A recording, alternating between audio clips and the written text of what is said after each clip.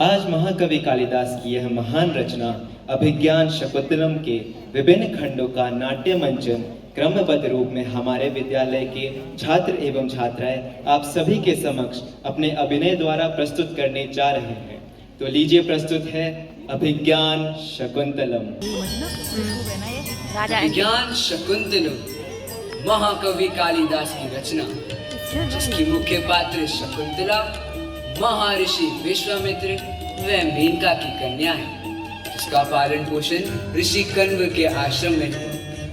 यह अत्यंत सुंदर व कोमल है। हस्तिनापुर के महाराज दुष्यंत मृग का पीछा करते हुए आश्रम की दहलीज पर पहुंचते हैं। शकुंतला का सौंदर्य उन्हें चुंबक की समान अपनी ओर खींच लाता है। यह ग्रीष्म ऋतु है, भीषण गर्मी की ऋतु, परंतु इसके आगमन से प्रकृति ने चारों ओर एक नया ही राग।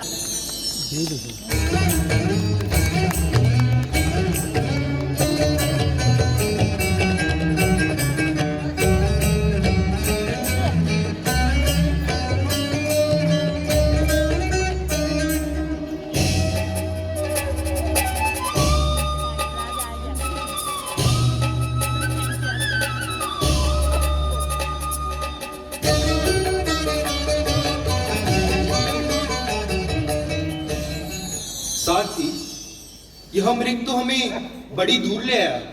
जी महाराज। देखो कैसे बार बार पीछे मुड़कर हमें ही देखता है और फिर सरपट भाग खड़ा होता है। हम इतनी तेजी से इसका पीछा कर रहे हैं, परंतु ये आंख से ओझल क्यों हो रहा है? अब देखो सारथी, मैं कैसे इसका शिकार करता हूँ। रुकिए राजन, ये महर्षि कण्व के आश्रम का मृग है। आप इस प्रकार इसकी हत्या नहीं कर सकते। मेरा अभिवादन स्वीकार कीजिए। कल्याण। क्या कण्व ऋषि आश्रम में विराजमान है? जी नहीं, वे शकुंतला को अतिथि सत्कार का आदेश देकर उसी की ग्रह दशा की शांति के लिए गए हैं। आप आश्रम में जाकर आतिथ्य स्वीकार कीजिए।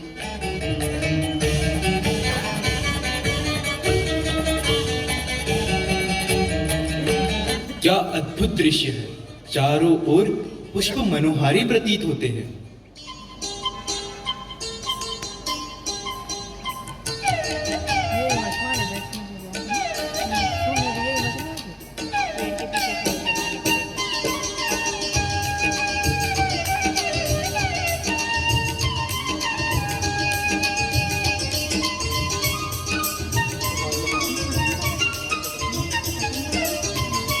वाइट वाली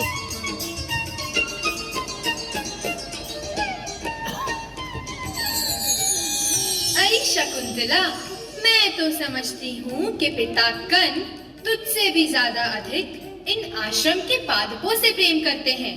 नहीं तो भला चमेली जैसी कोमल तुझको इन पेड़ों में पानी डालने का काम भला क्यों सौंप कर जाते? अरे नहीं नहीं, इन पादपों से मेरा विशेष स्नेह है, इसलिए कार्य करना पसंद करती हूँ। जानती है सखी, हमारी सखी इस वन ज्योत्सना की ओर इतना क्यों देखती है? क्यों देखती है, जल तू ही बता दे, जिससे शकुंतला को योग्य वर मिले। अरे नहीं नहीं, यह सब तेरे मन की अभिलाषा होगी। अरे देखो, यह भंवरा चमेली को छोड़कर बार बार मेरे मुख के सामने आ रहा है। अनुसुईया, प्रियवता, बचाओ ना मुझे इस भंवरे से। अरे इसमें भला हम क्या कर सकते हैं? इस कार्य के लिए तो किसी राजा को ही बुलाना होगा। कौन तपस्विनी कन्याओं को आतंकित कर रहा है? कोई आतंकित नहीं कर रहा है राजन, बस हमारी सखी व्याकुल होकर डर गई है। अनुसुईया, यह व्यक्ति कौन हो सकता है? आर्य का स्वागत है। शकुंतला, तू जा, कुटिया से अतिथि सत्कार के लिए थोड़े फल ले आ। अभी लाई। अरे रुकिए, आप ना जाइए। आर्य, आप कौन हैं और आपका यहाँ किस उद्देश्य से आगमन हुआ है? मैं राजा दुष्यंत का भेजा हुआ राज्य अधिकारी हूँ। देवी, क्या मैं आपसे एक प्रश्न पूछ सकता हूँ? पूछिए पूछिए, तपस्विनियों से प्रश्न पूछने में किसी मर्यादा का उल्लंघन नहीं होता। क्या आपकी सखी तापस धन का पालन कन्यादान होने तक ही करेगी? नहीं नहीं, पिताश्री तो इसका हाथ एक योग्य वर के हाथ में देने का निश्चय कर चुके हैं।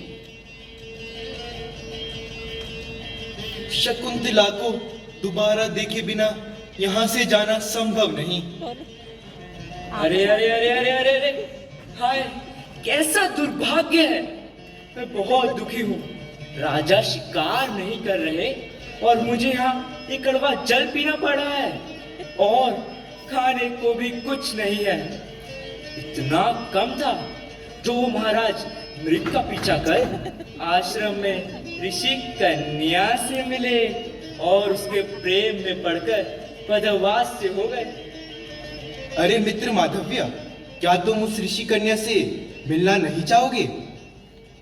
महाराज, जैसा कि हम आश्रम वासियों को ज्ञात हो गया है कि आप हस्तिनापुर नरेश राजा दुष्यंत हैं, अतः आपसे अनुरोध है कि आप कुछ दिनों तक अपने सारथी सहित आश्रम में ही निवास करें, क्योंकि महर्षि कंस के आश्रम में न होने से राक्षसगण यज्ञ में विघ्न पैदा कर रहे हैं। निसंदेह आप चलिए, हम आपके पीछे पीछे आते हैं। नहीं महाराज। क्यों, क्या हुआ? बड़े खुश लग रहे हैं आप। खुश क्यों नहीं होंगे? मनोरथ जो पूरा हो गया है।